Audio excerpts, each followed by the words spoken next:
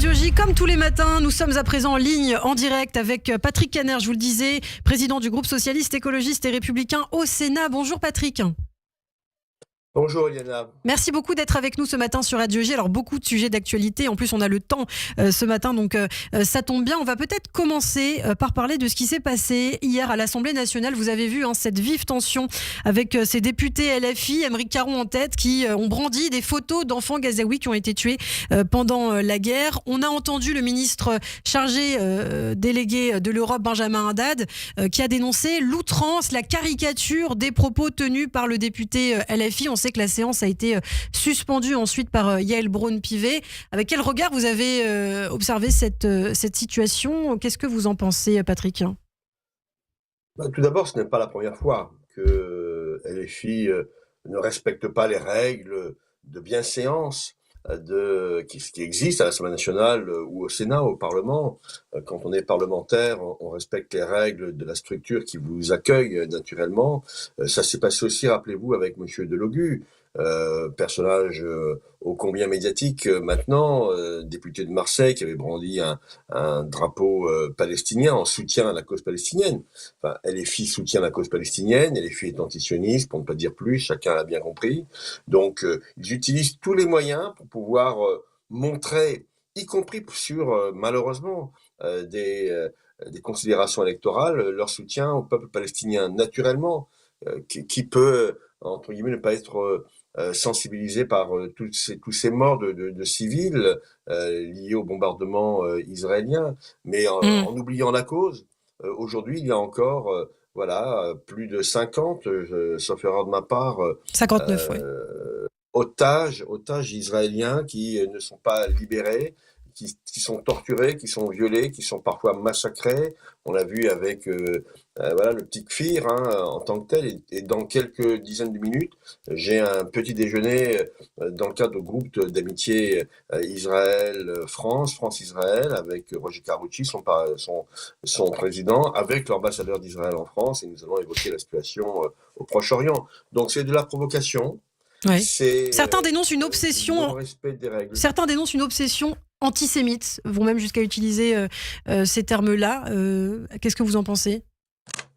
Écoutez, en tout cas, c'est de la provocation politique. Je ne dis pas que les députés LFI soient tous antisémites, mais ils ont tous un trait commun.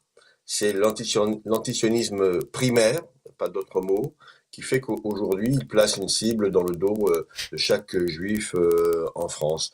Et ça continue, encore une fois, pour des raisons manifestement électorales aussi, qui bien sûr ne sont pas avouées, mais qui sont la conséquence directe de ce soutien. Aujourd'hui, LFI apparaît dans une population fragile, population qui ne réfléchit pas peut-être avec la lucidité qu'il faudrait. LFI est devenu le défenseur de la cause musulmane, je dis bien musulmane, non pas arabe, la cause musulmane, et en profite en permanence. C'est pour ça d'ailleurs que mon parti politique va décider, j'en suis très heureux, dans son prochain congrès, la France de rompre avec la France insoumise, tout accord électoral et tout accord politique. Alors le reste de l'actualité politique, c'est aussi cette manifestation de soutien, on l'a vu le week-end dernier, à Marine Le Pen. Il y a eu ces propos qui dénonçaient encore une fois une forme de décision politique. Pour vous, c'est préoccupant justement. Pour quelles raisons ?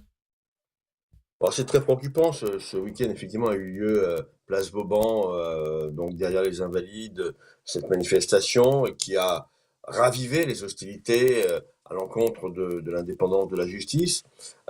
Madame Le Pen, depuis et ses amis, depuis la condamnation du 31 mars, n'ont de cesse de dénoncer les juges, considérés comme politisés, de les qualifier de juges rouges, et ce sont des propos qui ont malheureusement aussi été tenus par d'autres, par des ministres régaliens, je pense notamment à M. Bruno Retailleau, et toute personne qui relativise cette indépendance, qui la met en difficulté, porte un coup à notre démocratie, qui repose bien sûr sur la séparation des pouvoirs. Tous les juristes savent que Montesquieu disait que le pouvoir doit arrêter le pouvoir.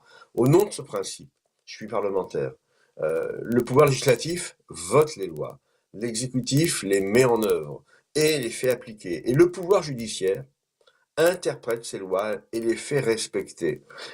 Les pouvoirs sont donc exercés par des organes qui sont distincts, qui sont indépendants et sous-entendent que les tribunaux auraient des considérations politiques pour juger. C'est donc une remise en cause fondamentale de tout notre système politique.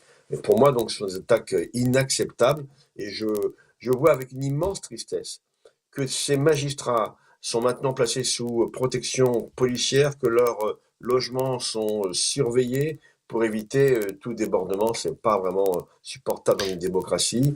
C'est une question fondamentale, c'est comment la population peut-elle respecter l'état de droit si le gouvernement censé en être le garant le remet en cause, et je pense encore une fois au propos de M. Retailleau.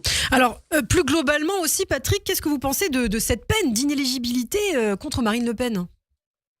Alors, c'est l'argument principal qui est utilisé par Madame Le Pen, qui d'ailleurs au passage fait oublier qu'elle a été condamnée quand même pour 4 millions et demi 4 millions 100 000 euros de détournement. Je vous rappelle quand même qu'elle a eu 4 ans de prison, dont 2 avec sursis, et 2 ans avec le port d'une surveillance électronique, un bracelet électronique. Donc après, voilà, elle va faire appel, elle a fait appel, son jugement devrait avoir lieu même avant l'élection présidentielle. D'ailleurs, c'est un traitement un peu particulier dont elle bénéficie, mais bon, voilà, si c'est possible, tant mieux pour elle. J'aimerais bien que tous les justiciables aient le même régime de faveur quand ils font appel. En tout cas, Madame Le Pen, c'est l'arroseur arrosé, permettez-moi l'expression. Moi, j'ai retrouvé une de ces expressions dans un livre qu'elle a écrit en 2012, qui s'appelle « Pour que vive la France ». Elle avait dit à l'époque, je cite, « l'arme de l'inéligibilité doit être utilisée avec beaucoup de rigueur ». Et quelques années plus tard, en 2016, elle dit « Mais les élus qui ont utilisé des fonds publics à mauvais tort doivent être inéligibles à vie ». Donc c'est une décision qui la concerne, qui montre que finalement, eh bien, elle n'a pas reconnu les faits. Elle a reconnu les faits, mais elle n'a pas reconnu que ces faits pouvaient être contestables. Et donc le juge a estimé qu'elle pouvait ainsi les reproduire, ce qu'on appelle la réitération. Et donc c'est une mesure de prévention, c'est un garde-fou que cette inéligibilité. Et je rappelle aussi que beaucoup d'autres grands élus ont été, y compris d'ailleurs des amis politiques socialistes, ont connu des peines avec des inéligibilités. Je pense notamment chez moi, Monsieur Emmanuelli, dans fameuse affaire Urba, dans les années 80, de financement illégal du parti, il a été rendu inéligible, et il y a bien d'autres exemples que je pourrais vous donner. Donc, Madame Le Pen, eh bien, a été condamnée, et elle a une peine d'inéligibilité. Est-ce que cette peine sera ramenée en appel pour qu'elle puisse se présenter à l'élection présidentielle ? C'est ce que décideront les juges, et ce n'est pas aux politiques de faire des commentaires. Alors pour conclure rapidement, Patrick, comment l'état de droit garantit l'indépendance de la justice ? Alors, l'état de droit est pour moi intangible, il est pour moi sacré. Je reprends l'expression qui avait été utilisée en inverse par, là aussi, M. Retailleau à son installation à Beauvau. La justice ne doit répondre qu'aux faits. Elle doit donner des preuves et non à la pression médiatique ou politique. Elle ne doit pas être influencée par un agenda électoral. Madame Le Pen se présente tous les 5 ans à l'élection présidentielle. On ne va pas attendre qu'elle soit élue ou battue pour juger. Donc le respect des décisions judiciaires est pour moi indispensable. C'est un élément de confiance dans la vie publique française. L'état de droit, c'est un principe essentiel dans une démocratie, dans une république telle que la nôtre. Et j'ai envie de vous dire, pour terminer, vous lire cet adage latin qui est bien connu, la loi est dure, mais c'est la loi, dura lex, sed lex. Eh bien, merci beaucoup, Patrick Caner. Merci d'avoir été avec nous ce matin sur Radio J, président du groupe socialiste, écologiste et républicain au Sénat. On vous retrouve une semaine sur 2 le mercredi, toujours avec autant de plaisir. Et je vous donne donc rendez-vous dans 2 semaines. Vous restez avec nous dans